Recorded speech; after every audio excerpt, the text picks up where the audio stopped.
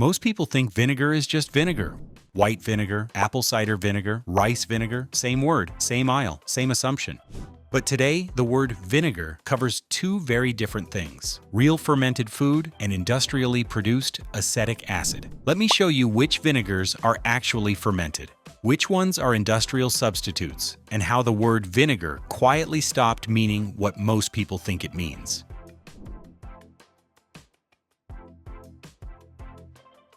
White vinegar is the most common vinegar in American homes, and it lives a double life. It's cheap, it's clear, it's sharp, it's everywhere. The same bottle of Heinz Distilled White Vinegar that sits in your pantry can also be found under your sink.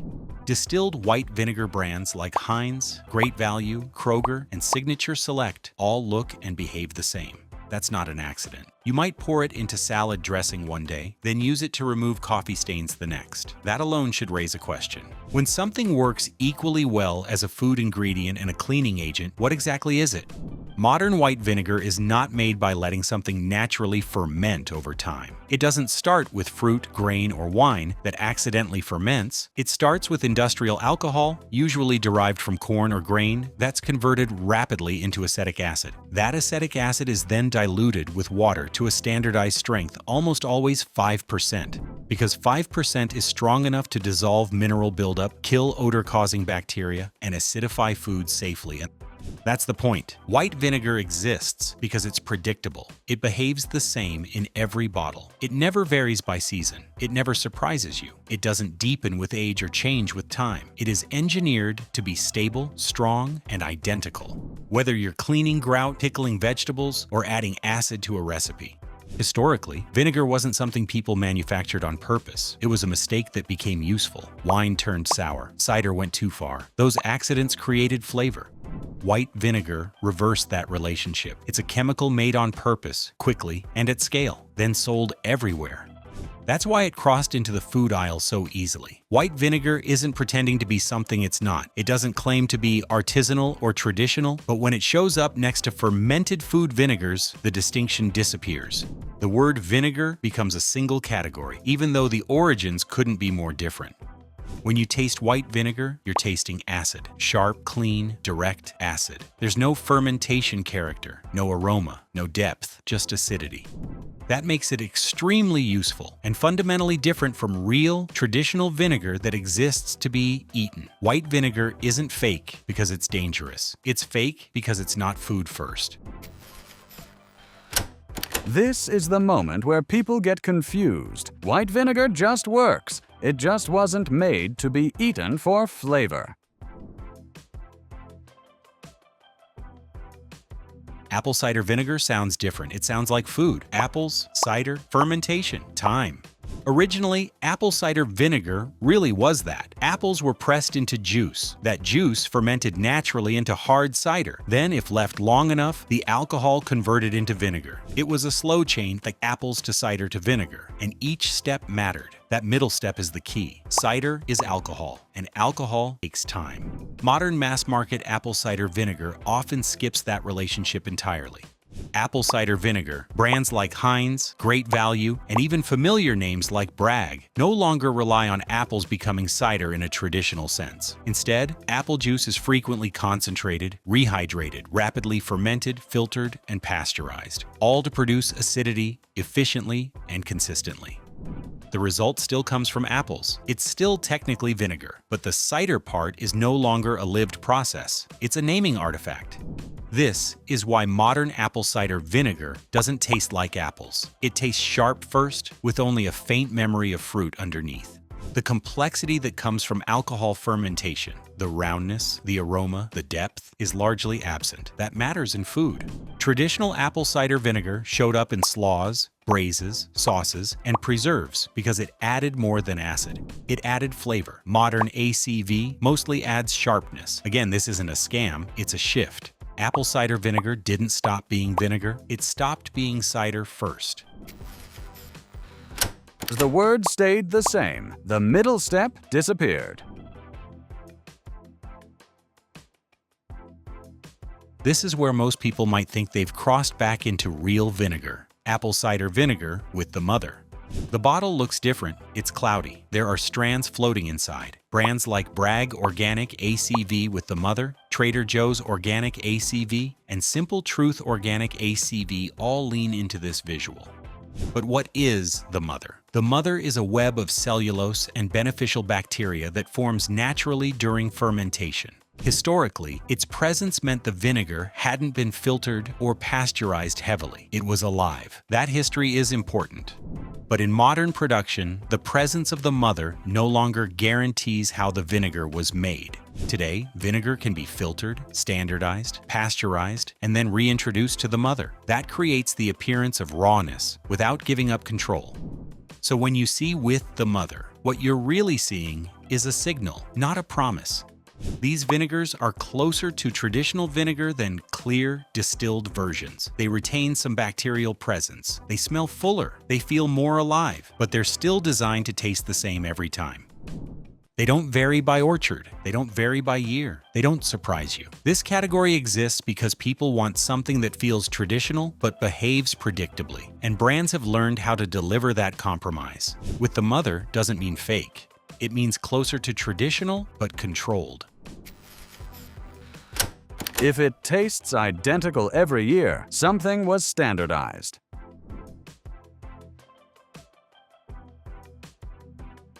Rice vinegar is one of the clearest examples of what vinegar used to be before efficiency and price point took over. Unlike white vinegar, rice vinegar doesn't begin with acid. It begins with rice. Real rice vinegar starts the same way sake does. Rice is cooked, inoculated with koji mold, and converted into sugars. Those sugars ferment into alcohol. Only after alcohol exists does vinegar become possible. Acetic acid bacteria then convert that alcohol into vinegar over time. That timeline matters because vinegar made this way doesn't just taste sour, it carries the memory of the rice. There's sweetness, there's softness, there's aroma. It's acidic, but it's not aggressive. Brands like Marukan Genuine Brewed Rice Vinegar, Eden Rice Vinegar, and Napa Valley Naturals Red Wine Vinegar don't exist to clean surfaces. They exist to be eaten. This is why rice vinegar became foundational in Asian cooking. It was never meant to dominate a dish. It was meant to balance it. When sushi rice is seasoned, the goal isn't to make it sour. The goal is to make it alive, slightly sweet, gently acidic, and aromatic enough to support raw fish without overpowering it. White vinegar would destroy that balance. Rice vinegar completes it. When you open a bottle of real rice vinegar, the smell tells the story immediately. It doesn't sting your nose. It smells soft, rounded, almost floral. That's fermentation, not chemistry. And the taste behaves differently too. Instead of hitting your tongue sharply and disappearing, rice vinegar spreads out. It lingers. It blends. This is vinegar designed to be eaten. That's the key distinction. Rice vinegar exists because someone wanted better food, not because someone needed a stronger cleaner. Real vinegar doesn't start as acid. It starts as food that becomes something else. Wine vinegar is the clearest proof of that. Red wine vinegar, white wine vinegar, sherry vinegar, all of them begin as wine. Actual wine, with alcohol, with real grape character. That matters because you cannot shortcut wine. Wine is already a finished product before it ever becomes vinegar. It has aroma, tannins, acidity, fruit character. When that wine turns into vinegar, it doesn't lose those traits. It carries them forward. This is where distilled vinegar and wine vinegar part ways completely. Distilled white vinegar starts as neutral alcohol or acetic acid. There's nothing to preserve, no flavor to remember. Wine vinegar starts with something expressive, and that expression survives fermentation. Take Napa Valley Naturals Red Wine Vinegar. It begins as California red wine. When it ferments into vinegar, you can still smell the grapes. You can still taste depth. It's acidic, yes, but it's rounded. It supports food instead of attacking it. That's because the alcohol mattered. During vinegar fermentation, bacteria convert alcohol into acetic acid, but they don't erase everything else. The wine's structure remains. That structure is why wine vinegar behaves differently in cooking. Add distilled white vinegar to a sauce, and it sharpens. You can sense that pucker in your mouth. Add red wine vinegar, and it integrates. Chefs don't reach for wine vinegar because it's healthier. They reach for it because it acts differently. Now look at a mass market example like Pompeian red wine vinegar. This is still wine vinegar, but it's standardized. The wine is blended. The fermentation is controlled for consistency, not expression. It works. It tastes like red wine vinegar. But it doesn't carry a strong sense of place or variation. And that contrast is useful because it shows the spectrum within real vinegar. On one end, we have expressive, wine-forward vinegars like Napa Valley Naturals. On the other, clean, predictable wine vinegars designed for everyday cooking. Both are fundamentally different from distilled vinegar because both start as wine. Now take Colavita red wine vinegar, Italian-made, sharper than Napa Valley Naturals, brighter in flavor, and still clearly wine-based. This is the kind of vinegar used in vinaigrettes, marinades, and sauces where you want acidity with backbone. You don't use it to clean your grout. You use it to balance fat in a dish. That distinction is the entire point of this section. Wine vinegar is not about being better. It's about being appropriate. Distilled vinegar strips flavor away. Wine vinegar brings flavor with it. That's why wine vinegar supports food instead of overpowering it. It doesn't erase what you're cooking, it completes it. And once you notice this, you'll never confuse them again. This is why chefs don't swap white vinegar for wine vinegar. They do different jobs. Balsamic vinegar adds the final variable that changes everything, time. Because balsamic vinegar is where vinegar stops being something you cook with and becomes something you finish food with. But this is also where most people get misled. Because the word balsamic now covers products that are aged, blended, simply thickened, all sitting next to each other on the same shelf. Let's start with what most people are actually buying. Colavita balsamic vinegar of Modena is a typical grocery store example. It carries the IGP designation, which means it's legally produced in Modena or Reggio Emilia and includes grape must. That matters. But it doesn't mean this vinegar is aged in the traditional sense. This type of balsamic is made by combining wine vinegar with grape must, then adjusting the flavor and color so every bottle tastes the same. Sometimes caramel color is used, sometimes concentrated grape syrup. The goal isn't time, it's consistency. This vinegar is sharp, acidic, and relatively thin. It works well in salad dressings, marinades, and cooking applications where you want acidity to cut through fat, but it's not meant to be tasted on its own. This is balsamic as an ingredient, not as an experience. Now step one rung up. Kirkland's signature balsamic vinegar of Modena is still IGP, but it's more balanced. It contains a higher proportion of grape must, which gives it a darker color, slightly thicker texture, and rounder sweetness. When you pour it, it doesn't behave like wine vinegar. It clings to the spoon. It moves more slowly. That thickness is important. But here's the key distinction. This thickness doesn't come from aging. It comes from concentration. This vinegar has been formulated to taste smoother and richer, not patiently transformed over time. It's a better everyday balsamic, and for most home cooking, it's perfectly acceptable. But it still isn't what balsamic vinegar originally was, because real balsamic does not start as vinegar at all. Traditional balsamic vinegar starts as grape must, crushed grapes cooked slowly into a concentrated syrup. No wine vinegar is added, no acid is introduced. Only after that reduction does fermentation begin. Then it waits years, sometimes decades. During that time, the liquid moves through a series of wooden barrels, oak, chestnut, cherry, slowly evaporating, concentrating, and changing. Sweetness deepens, acidity softens, texture thickens naturally. Nothing is added, nothing is corrected. Time replaces additives. That's why traditional balsamic is thick without being sticky, sweet without tasting sugary, acidic without being sharp. You don't cook with it, you finish with it. A few drops over parmesan, strawberries, grilled vegetables, even vanilla ice cream. It behaves more like a reduction than a vinegar because it became that way, not because it was engineered to feel that way. Now, this is where many people get confused. Balsamic glaze, the thick, syrupy product sold in squeeze bottles, is not traditional balsamic. It's usually IGP balsamic or wine vinegar that's been reduced or sweetened to create thickness. Brands like Colavita balsamic glaze or Kirkland balsamic glaze are useful tools. They're consistent, sweet, and convenient.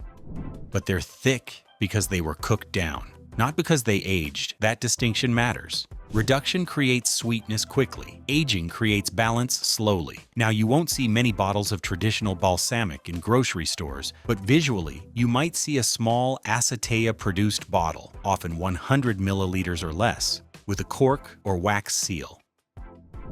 Traditional balsamic doesn't need caramel color, it doesn't need sugar, it doesn't need thickening agents. Time does the work. And that's the real lesson of balsamic vinegar. This is the moment vinegar stops being about sharpness and starts being about completion. White vinegar cleans, wine vinegar balances, balsamic finishes. Once you understand that, you stop asking whether a balsamic is good or bad, and start asking what role it's meant to play. So the question isn't, is this vinegar? The question is, what did this used to be?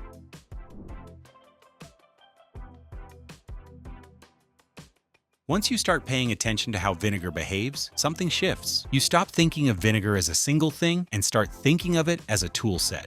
Not because one vinegar is right and another is wrong, but because each one solves a different problem in food.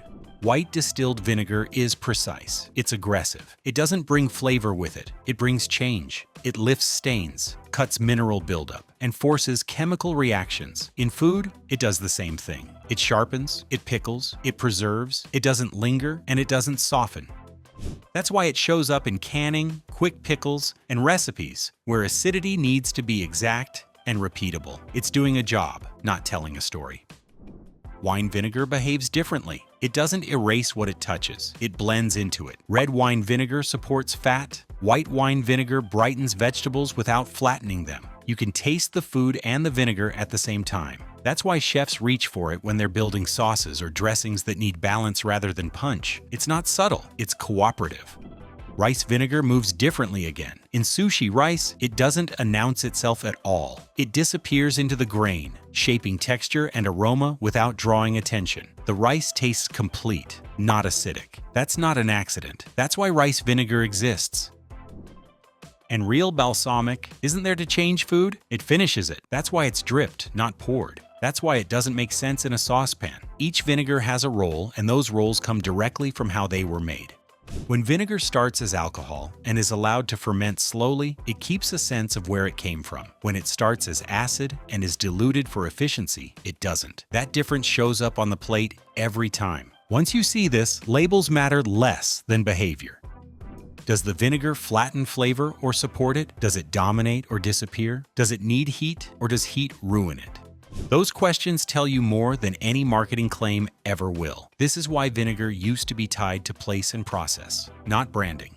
Wine regions produced wine vinegar. Rice cultures produced rice vinegar. Grape must became balsamic because that was what existed. The vinegar wasn't invented first, the food was, and vinegar followed.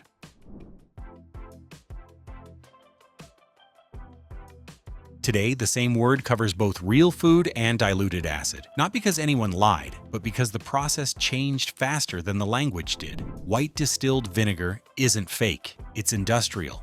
Mass-market apple cider vinegar isn't poison, it's standardized. Real vinegar is the kind that remembers what it came from. If it started as food, took time, and tastes like more than acid, it belongs on your plate. If it started as chemistry and does 10 household jobs, it belongs under your sink. Once you understand that, the confusion disappears, and vinegar becomes food again. Hit subscribe for more Built to Eat, where we don't just tell you what's fake, we explain how food stopped being food.